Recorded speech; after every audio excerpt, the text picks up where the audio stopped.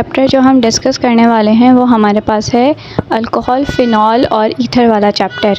ये chapter important है। इसमें ख़ास तौर से अल्कोहल के जो रिएक्शंस वगैरह हैं बहुत ज़्यादा इम्पॉर्टेंट हैं। इसमें टेबल्स हैं, रिलेशंस हैं, वो भी बहुत ज़्यादा इम्पॉर्टेंट है। इंट्रोडक्शन में हम देखें तो अल्कोहल, फ़िनॉल और ईथर्स लिखा हुआ है। तो अल्कोहल, फ़िनॉल्स और ईथर्स जो होते हैं उनके अंदर ऑक्सीजन होता है, सही है। और ऐसे कंपाउंड्स जिसके अंदर ऑक्सीजन प्रेजेंट हो उसको हम कहते हैं अल्कोहल, फ़िनॉल और ईथर्स। क्लियर। अब हम नेक्स्ट पढ़ें तो अल्कोहल और फ़िनॉल्स कैसे बनते हैं। आपने क्या करना है, वाटर का एक मॉलिक्यूल लेना है। उस वाटर के मॉलिक्यूल में से आप अगर सिर्फ हाइड्रोजन को रिमूव कर दें, एक हाइड्रोजन को, और उसकी जगह पे कोई अल्काइल ग्रुप लगा दें तो वो हमारे पास अल्कोहल बन जाएगा।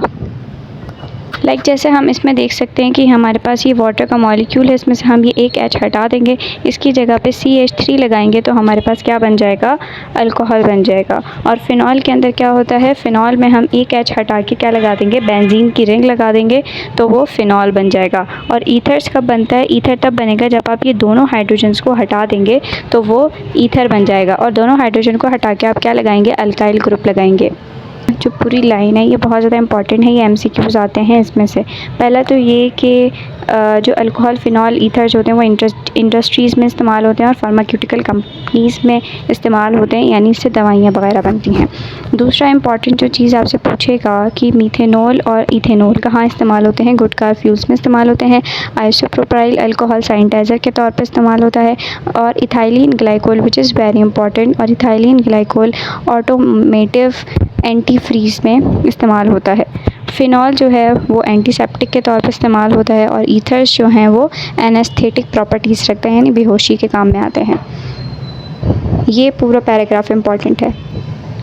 फिर हम नेक्स्ट देखें इथेनॉल की, कि इथेनॉल सबसे पहले बना कैसे। इथेनॉल सबसे पहले किसने बनाया, माइकल फ्राडे ने बनाया 18वीं सेंचुरी में। मेरे टाइम पे ये MCQs आ गया था 18वीं सेंचुरी, मुझे समझ नहीं आया क्या करना है। फिर आप लोग देख लीजिएगा कि सेंचुरी कौन सी है। फ़िनॉल सबसे पहले हमारे पास फ़र्स्ट टाइम कहाँ से हमने आइसोलेट किया, कहाँ से निकाला, कोल टार में से निकाला। और ईथर जो है वो सबसे पहले कहाँ से बना था, कैसे बना था, जब हमने सल्फ्यूरिक एसिड का रिएक्शन इथेनॉल के साथ किया तो ईथर की फॉर्मेशन हुई।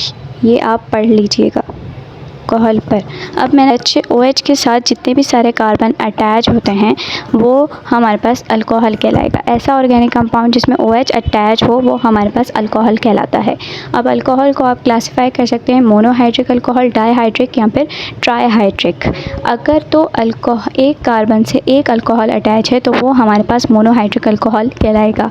पर इसमें इंपॉर्टेंट थिंग ये है कि इसका स्ट्रक्चर क्या है और इसका नाम क्या है। 2 कार्बन है तो ये क्या है, इथेनॉल है। अगर दोनों कार्बन पे दो OH अटैच हैं, अल्कोहल अटैच है, तो वो फिर क्या कहलाता है, इथाइलिन ग्लाइकोल कहलाएगा। ये स्ट्रक्चर इम्पॉर्टेंट है। एंड थर्ड वन इज़ कि अगर 3 कार्बन हो और उन तीनों कार्बन पे अल्कोहल ग्रुप अटैच हो तो वो फिर ग्लाइसरॉल कहलाता है। ये भी इम्पॉर्टेंट है, ये भी इम्पॉर्टेंट है और ये भी इम्पॉर्टेंट है, इनका स्ट्रक्चर इम्पॉर्टेंट है।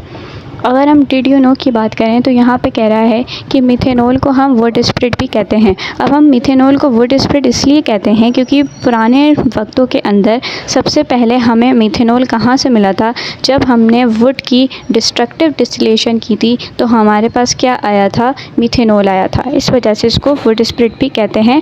तो ये पास्ट पेपर का क्वेश्चन है कि मिथेनॉल हमें कहाँ से मिलता है, डिस्ट्रक्टिव डिस्टिलेशन से मिलता था और मिथेनॉल को वुड स्प्रिट भी कहते हैं। फार्मूला ये क्या है, CnH2n+1 OH इसका जनरल फार्मूला है। अब हम मोनोहाइड्रिक अल्कोहल्स को, जो अल्कोहल्स होते हैं उनको हम फर्दर क्लासीफाई कर सकते हैं प्राइमरी, सेकेंडरी और टर्शरी के अंदर। अब प्राइमरी अल्कोहल क्या होता है कि अल्कोहल जिस कार्बन से अटैच है वो कितने कार्बन से अटैच है, ये तो किसी से भी अटैच नहीं है तो मिथाइल अल्कोहल है, तो ये 0 डिग्री अल्कोहल होता है, वो हमारी बुक में नहीं लिखा हुआ।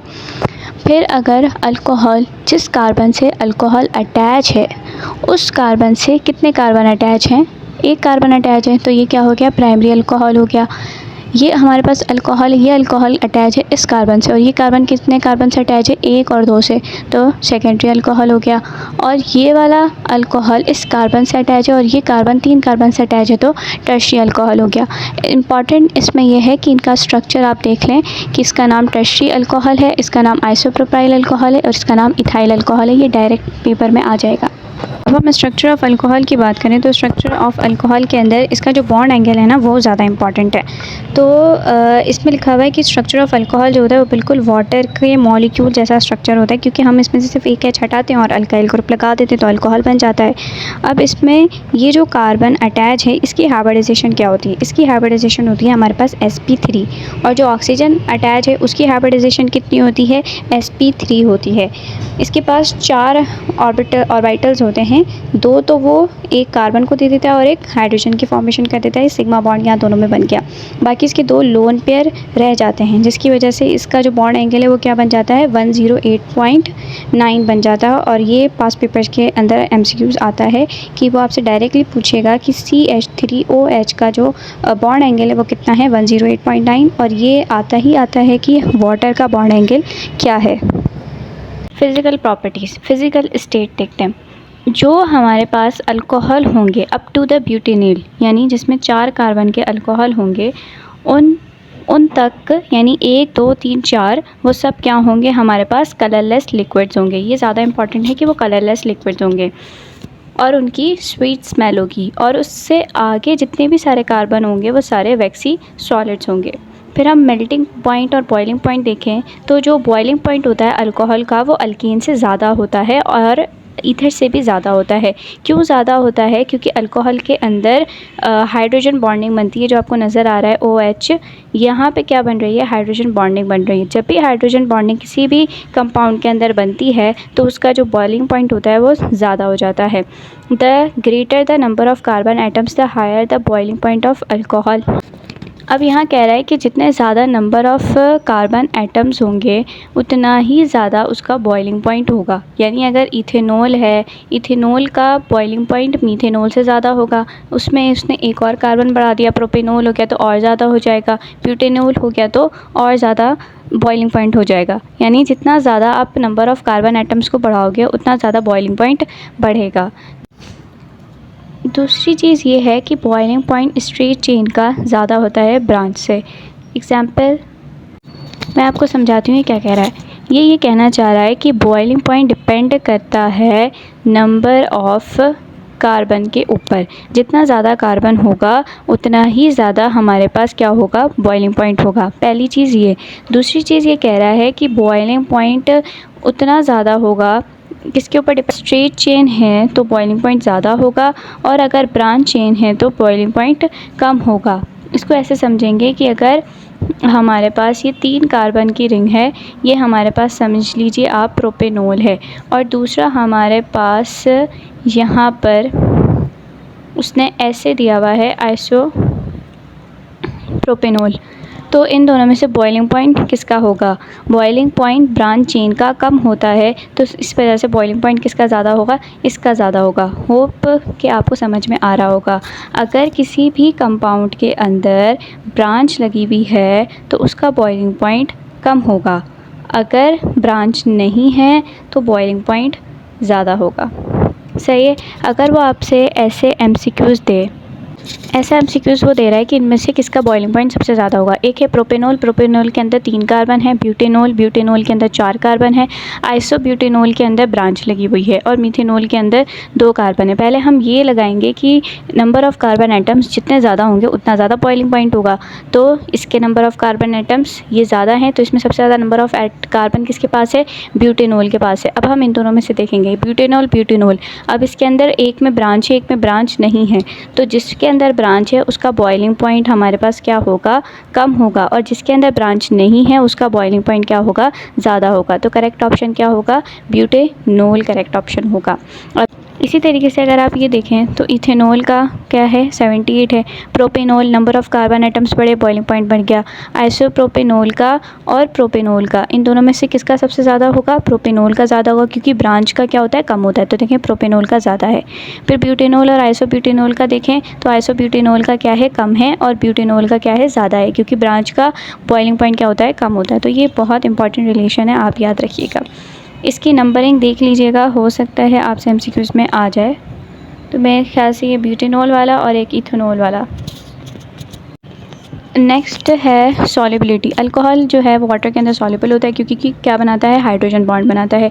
जो भी मॉलिक्यूल आपके पास हाइड्रोजन बॉन्ड बनाएगा तो वो वाटर के अंदर सॉल्युबल हो जाएगा, लेकिन उसकी सॉल्युबिलिटी कम हो जाएगी जैसे जैसे आप उसके अंदर आर ग्रुप को बढ़ाते जाओगे, यानी अल्काइल ग्रुप आप उसके अंदर ऐड करते जाओगे। कार्बन्स अगर ज़्यादा हो गए तो फिर उसकी सॉल्युबिलिटी क्या होगी, कम हो जाएगी। Acidity of alcohol. अल्कोहल्स जो होते हैं वो वीक एसिड होते हैं। वो वीक एसिड इसलिए होते हैं बिकॉज उनके पास ये एबिलिटी होती है कि वो अपना प्रोटॉन किसी भी स्ट्रॉन्ग बेस को देते हैं। वो स्ट्रॉन्ग बेस को देते हैं, इस वजह से वीक एसिड होते हैं। हमने अमाइंस के अंदर पढ़ा था कि अमाइंस जो होते हैं वो स्ट्रॉन्ग बेस होते हैं, क्योंकि वो क्या करते हैं, प्रोटॉन को एक्सेप्ट करते हैं। और अल्कोहल वीक एसिड होते हैं क्योंकि वो डोनेट करते हैं प्रोटॉन को, स्ट्रॉन्ग बेस को। एसिडिटी डिपेंड करती है कि उसका जो अल्कोक्साइड आयन बना है वो कितना ज़्यादा स्टेबल है। इसके अंदर जो इम्पॉर्टेंट रिलेशन है वो ये रिलेशन है कि प्राइमरी, सेकेंडरी और टर्शियरी अल्कोहल में से कौन सा सबसे ज़्यादा स्टेबल होगा। तो प्राइमरी अल्कोहल सबसे ज़्यादा स्टेबल होता है, इस वजह से वो सबसे ज़्यादा एसिडिक होता है। अब यहाँ पे एक रिलेशन दिया हुआ है, यहाँ पे अल्कोहल से उसका फॉर्मूला और pKa वैल्यू है। जितना ज़्यादा pKa वैल्यू होती है उतनी कम एसिडिटी होती है। हाँ, यहाँ पे इसकी pK वैल्यू क्या है, इन सबसे कम है, तो ये सबसे ज़्यादा एसिडिक है। इसकी pK वैल्यू इन सबसे ज़्यादा है तो ये सबसे कम एसिडिक है। तो pK वैल्यू का रिलेशन एसिडिटी से कैसा होता है, इन्वर्स रिलेशन होता है, ये इंपॉर्टेंट है। वैल्यूज़ आप देख लीजिएगा, ये चार्ट्स वगैरह एमसीक्यूज़ में पूछ लेते हैं डायरेक्ट उनकी pK वैल्यू। अब हम ऐसे रिएक्शंस परफॉर्म करते हैं जिससे हमें ये पता चल जाता है कि अल्कोहल एसिडिक बिहेवियर रखता है या नहीं है। किसी भी चीज़ को जानने के लिए कि वो एसिडिक बिहेवियर रखता है या नहीं, हम उसका हमेशा रिएक्शन सोडियम के साथ करवाते हैं।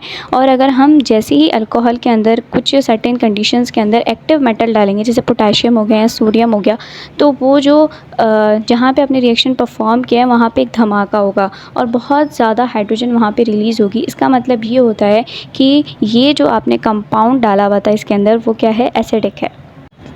अब हम रिएक्शंस की बात करें, प्रिपरेशंस की। ये क्या है, हाइड्रेशन ऑफ अल्कीन। सबसे पहली बात, रिएक्शंस में हाइड्रेशन का मतलब होता है कि आप वाटर मॉलिक्यूल को ऐड कर रहे हो। क्या कर रहे हो, वाटर मॉलिक्यूल को ऐड कर रहे हो अल्कीन के अंदर। और इसमें हमेशा जो कैटलिस्ट इस्तेमाल होता है वो कौन सा इस्तेमाल होता है, H2SO4 सल्फ्यूरिक एसिड, और वो भी कौन सा, कंसनट्रेटेड H2SO4। इसमें आपने सिंपली क्या करना है, वाटर मॉलिक्यूल को तोड़ना है। ये डबल बॉन्ड है, आपने वाटर हाइड्रेशन कर रहे हैं, वाटर को ऐड करना है। ये नेगेटिव या पॉजिटिव, आपने डायरेक्टली इसका बॉन्ड तोड़ना है। एक जगह H लगा दो और एक जगह OH लगा दो। प्रोडक्ट क्या आएगी आपके पास, CH3 सिंगल बॉन्ड CH2OH। और ये इंपॉर्टेंट MCQs है कि hydration of alkyne will produce the ethyl alcohol, ये डायरेक्टली पूछता है। फिर हाइड्रोलाइसिस ऑफ अल्काइल हैलाइड। मैंने अल्काइल हैलाइड में आपको पढ़ाया कि अल्काइल हैलाइड के रिएक्शंस को परफॉर्म करने के लिए आपको क्या करना होता है, क्लोरीन को हटाओ, हैलोजन्स को हटाओ और OH को लगाओ। सिर्फ आपने क्या करना है, हैलोजन को हटाना है और OH को लगाना है, क्या बन जाएगा, इथाइल अल्कोहल। अब हम ग्रिग्नार्ड रिएजेंट्स देखते हैं अल्डिहाइड और कीटोन से। ये बहुत ज़्यादा इंपॉर्टेंट रिएक्शन है, सारे MCQs इसी से आते हैं इस चैप्टर के। पहला कि जब आप ग्रिग्नार्ड रिएजेंट का रिएक्शन फॉर्मल्डिहाइड के साथ करेंगे, अल्डिहाइड के साथ करेंगे, तो हमारे पास क्या बनेगा, प्राइमरी अल्कोहल बनेगा। हमारे पास एसिटल्डिहाइड होगा तो फिर हमारे पास प्रोडक्ट क्या बनेगी, सेकेंडरी अल्कोहल बनेगा। आप ये देखिएगा कि प्रोडक्ट है क्या।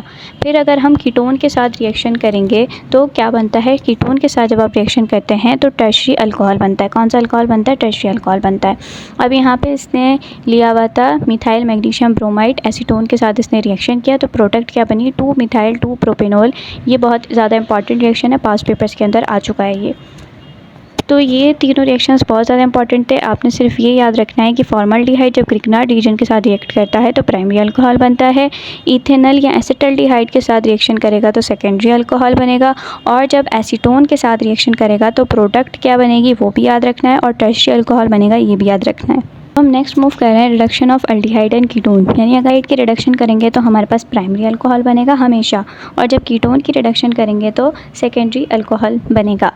ये इनको दो तरीके से रिड्यूस कर सकते हैं, या तो आप ये कैटलिस्ट इस्तेमाल करें निकल पैलेडियम या फिर पैलेडियम, या फिर दूसरा हो सकता है कि आप एक रिड्यूसिंग एजेंट इस्तेमाल करें जिसका नाम क्या है लिथियम एल्यूमिनियम हाइड्राइड और सोडियम बोरोहाइड्राइड। ये अपना एच देगा, रिएक्शन कैसे परफॉर्म होगा, यहाँ से डबल बॉन्ड तोड़ो, एक एच यहाँ लगाना है, एक एच यहाँ लगाना है, क्या बन गया अल्कोहल बन गया। ये इंपॉर्टेंट चीज़ नहीं है, बस आपको ये याद रखना है कि अल्डिहाइड की रिडक्शन होगी तो प्राइमरी अल्कोहल बनेगा, और कीटोन की रिडक्शन होगी तो सेकेंडरी अल्कोहल बनेगा। रिडक्शन करते हैं अल्डिहाइड की तो प्राइमरी अल्कोहल बनेगा, कीटोन की रिडक्शन करेंगे तो सेकेंडरी अल्कोहल बनेगा। और अगर ग्रिग्नार्ड रीजन के साथ रिएक्शन करेंगे फॉर्मल्डिहाइड का तो प्राइमरी अल्कोहल बनेगा, एसिटल्डिहाइड का करेंगे तो सेकेंडरी अल्कोहल बनेगा, और कीटोन का करेंगे तो टर्शियरी अल्कोहल बनेगा। अगर एसीटोन दे दे कीटोन की जगह पे तो फिर प्रोडक्ट आपने याद रखनी है कि 2-मिथाइल 2-प्रोपेनॉल बनेगी। ये पास पेपर्स का क्वेश्चन है। अगर ग्रिग्नार्ड रिएजेंट ईस्टर्स के साथ रिएक्शन करेगा तो क्या बनेगा, इसमें 2 स्टेप्स हो जाते हैं। अगर ग्रिग्नार्ड रिएजेंट ईस्टर्स के साथ रिएक्शन करेगा तो कीटोन बनेगा, क्लियर। लेकिन आपने ये याद नहीं रखना, आपने इसकी प्रोडक्ट याद रखनी है कि अगर ग्रिग्नार्ड रिएजेंट का रिएक्शन मिथाइल एसीटेट से होगा तो एसीटोन बनेगा। क्या बनेगा, एसीटोन बनेगा। जैसे मैंने आपको बताया हुआ है कि यहाँ से ये जो CH3 होगा ये प्लस हो जाएगा, ये पूरा कार्बन जो है वो यहाँ से इधर आ जाएगा। अगर मैं इसी में दिखा दूँ तो ये होता है हमारे पास नेगेटिव, ये होता है पॉजिटिव, ये होगा हमारे पास नेगेटिव, ये होगा हमारे पास पॉजिटिव। ये पूरा इसके पास चला जाएगा तो क्या बना आपके पास एसीटोन बना। तो ग्रिग्नार्ड रीजन का रिएक्शन मिथाइल एसीटेट के साथ करेंगे तो एसीटोन बनेगा। फिर क्या होगा, ये वाला एसीटोन का रिएक्शन अगर आप ग्रिग्नार्ड रीजन के साथ करोगे तो मैंने अगर आपको बताया कि अगर हम ग्रिग्नार्ड रीजन का रिएक्शन एसीटोन के साथ करेंगे तो हमारे पास प्रोडक्ट क्या बनेगी, टर्शियरी अल्कोहल बनेगा। क्या बनेगा, टर्शियरी अल्कोहल बनेगा, या फिर ये प्रोडक्ट क्या है 2-मिथाइल 2-प्रोपेनॉल। कंफ्यूजिंग MCQs ऐसे आएगा कि अगर हम ग्रिग्नार्ड रिएजेंट का रिएक्शन ईस्टर्स के साथ करेंगे तो क्या बनेगा, एसीटोन बनेगा या अल्कोहल बनेगा। आपने क्या कहना है, एसीटोन बनेगा। लेकिन अगर वो आपसे कहे कि हमने ग्रिग्नार्ड रिएजेंट को एक्सेस में लिया है, तो एक्सेस में है ग्रिग्नार्ड रिएजेंट और वो रिएक्शन कर रहा है मिथाइल एसीटेट के साथ, तो क्या प्रोडक्ट बनेगी, तब हमारे पास क्या प्रोडक्ट बनेगी, टर्शियरी अल्कोहल बनेगी। जैसे मैंने यहाँ पे लिखा हुआ है कि अगर वो कहे कि एक्सेस में है तो ग्रिग्नार्ड रिएजेंट क्या बनाएगा, फिर टर्शियरी अल्कोहल बनाएगा। लेकिन अगर वो सिंपल कहे कि ग्रिग्नार्ड रिएजेंट ईस्टर्स के साथ रिएक्शन कर रहा है तो क्या बनेगा, एसीटोन बनेगा। अब हम ये देखें कि अगर कार्बोक्सिलिक एसिड और ईस्टर्स की रिडक्शन होगी तो क्या बनेगा, इसमें दोनों में क्या बनता है, प्राइमरी अल्कोहल बनता है। एसिटिक एसिड की रिडक्शन होगी तब भी प्राइमरी अल्कोहल बनेगा, और एसीटोन की रिडक्शन होगी, सॉरी ईस्टर्स की रिडक्शन होगी तब भी हमारे पास प्राइमरी अल्कोहल बनेगा। इसमें रिड्यूसिंग एजेंट सब में आप कौन सा इस्तेमाल करते हैं, लिथियम एल्यूमिनियम हाइड्राइड, चाहे वो अल्डिहाइड की रिडक्शन हो या फिर कीटोन की रिडक्शन हो। मैंने इसमें ऐड कर दिया कि अगर हम कार्बोक्सिलिक एसिड की रिडक्शन करेंगे तो प्राइमरी अल्कोहल, ईस्टर्स की रिडक्शन करेंगे तब भी प्राइमरी अल्कोहल। सिर्फ कीटोन की रिडक्शन से हमें क्या मिलता है, secondary alcohol. Reactivity of alcohol, alcohol इतना ज़्यादा रिएक्टिव क्यों है, रिएक्टिव इसलिए है क्योंकि उसके पास ऑक्सीजन है जो कि एक इलेक्ट्रोनेगेटिव कंपाउंड है, और दूसरा उसके पास लोन पेयर होते हैं जिसकी वजह से क्या हो जाता है, रिएक्टिविटी ऑफ अल्कोहल होती है। इलेक्ट्रोनेगेटिविटी की वजह से इस पर पोलैरिटी आती है, यानी ऑक्सीजन के ऊपर नेगेटिव, इसके ऊपर पॉजिटिव, इसके ऊपर पॉजिटिव। अब ये रिएक्शन कैसे परफॉर्म करता है, ये रिएक्शन 2 तरीके से परफॉर्म करेगा, या तो आप ऑक्सीजन को यहाँ से तोड़ो या तो आप ऑक्सीजन को यहाँ से तोड़ो। अगर आप ऑक्सीजन को यहाँ से तोड़ोगे तो हमारे पास क्या बन जाएगा, OH बन जाएगा, यानी रिमूवल ऑफ OH। और अगर आप यहाँ से तोड़ दोगे तो हमारे पास क्या होएगा, ये CO बनेगा।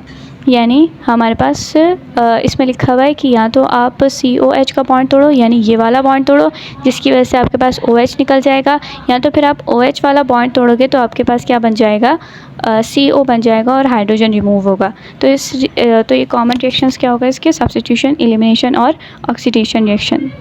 OH बॉन्ड को तोड़ा है तो यहाँ पे नेगेटिव हो गया है तो इलेक्ट्रोफाइल अटैक करेगा। और CO बॉन्ड को अगर आप तोड़ोगे तो कार्बन के ऊपर जिसने अटैक करना है वो फिर क्या होगा, न्यूक्लियोफाइल होगा। न्यूक्लियोफाइल जब आएगा तो वो CO बॉन्ड को तोड़ेगा, तो CO बॉन्ड को तोड़ने के लिए न्यूक्लियोफाइल आएगा और OH बॉन्ड को तोड़ने के लिए हमारे पास इलेक्ट्रोफाइल आएगा। मैं लिख देती हूँ कि OH बॉन्ड को तोड़ने के लिए इलेक्ट्रोफाइल आएगा और CO बॉन्ड को तोड़ने के लिए न्यूक्लियोफाइल आएगा। एक्टिविटी लिखी हुई है कि अगर इलेक्ट्रोफाइल आएगा तो कौन सा ऑर्डर ऑफ अल्कोहल होगा, प्राइमरी आसानी से परफॉर्म करेगा, और अगर न्यूक्लियोफाइल आएगा तो टर्शियरी आसानी से परफॉर्म करेगा। क्लियर। अब हम बहुत ज़्यादा इंपॉर्टेंट रिएक्शन पढ़ने वाले हैं, रिएक्शन ऑफ हैलोजन एसिड। इससे पास पेपर में एक क्वेश्चन आता है कि इथाइल अल्कोहल जब लूकास रिएजेंट के साथ रिएक्शन करता है तो इथाइल क्लोराइड बनता है, ये तो क्लियर है। पर लूकास रिएजेंट है क्या, उसके अंदर किसका मिक्सचर होता है, concentrated HCl। Concentrated is very important. Concentrated HCl और जिंक क्लोराइड क्या कहलाता है, लूकास रिएजेंट कहलाता है। अब लूकास रिएजेंट ये रिएक्शन क्यों परफॉर्म किया जाता है, इसलिए परफॉर्म किया जाता है ताकि हम ये बता सकें कि जो अल्कोहल है वो या तो प्राइमरी है या तो सेकेंडरी है या फिर वो टर्शियरी है। अगर लूकास टेस्ट आपने परफॉर्म किया और थोड़ी देर बाद कोई रिएक्शन नहीं आया, इसका मतलब क्या है, प्राइमरी अल्कोहल है। सेकेंडरी अल्कोहल से रिएक्शन परफॉर्म करवाया लूकास रिएजेंट का, और तो क्या होगा, थोड़ी देर में ट्रिब्यूटरीज बन जाएंगी। लेकिन अगर आपने टर्शियरी अल्कोहल इस्तेमाल किया होगा तो फ़ौरन एक झाग सा बनता हुआ बाहर आएगा। इसका मतलब क्या है, जो आपने अल्कोहल इस्तेमाल किया वो था टर्शियरी। प्राइमरी अल्कोहल होगा तो कोई साइन नहीं आएगा, सेकेंडरी अल्कोहल होगा तो कुछ मिनट बाद झाग बनेंगे, और टर्शियरी अल्कोहल होगा तो फ़ौरन इमीडिएटली एक क्लाउड बन जाएगा। ये इंपॉर्टेंट है। पर मोस्ट इंपॉर्टेंट क्या है कि लूकास रिएजेंट किसका मिक्सचर है, कंसनट्रेटेड HCl और जिंक क्लोराइड का। रिएक्शंस विद थियोनाइल क्लोराइड और PX3।